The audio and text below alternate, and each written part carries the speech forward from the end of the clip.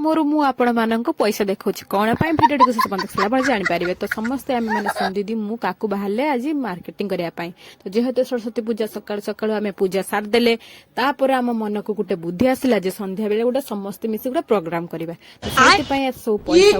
गलु हाट को तो ता आगर देख पारे मु खाईदेली आम सब गले हाट को हाट आने जेहेतु आज शुक्रवार मान पूजा दिन आम गले लखन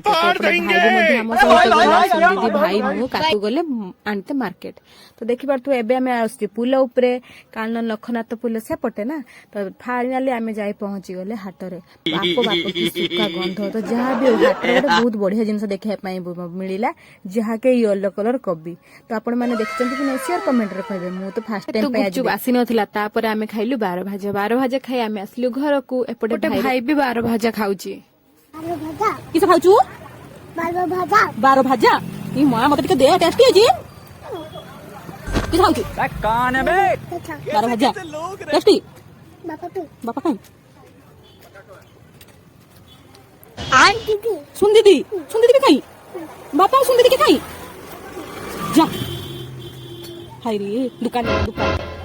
आम एमती मजा मस्ती कर सारे पाला आसले घर को देख पारे समस्ते मिलमिशी एपटे बसचंती सब जुगाड़ काटिबाई तो तापर आमर एपटे रांधिबा मध्ये आरंभ हो गलानी तो काकू एपटे टेस्ट होईची तापर सब रांधि सारा पर आम बसिलु खाया पाई तो फास्ट भाई आसी बसची खाया पाई किछ खाबो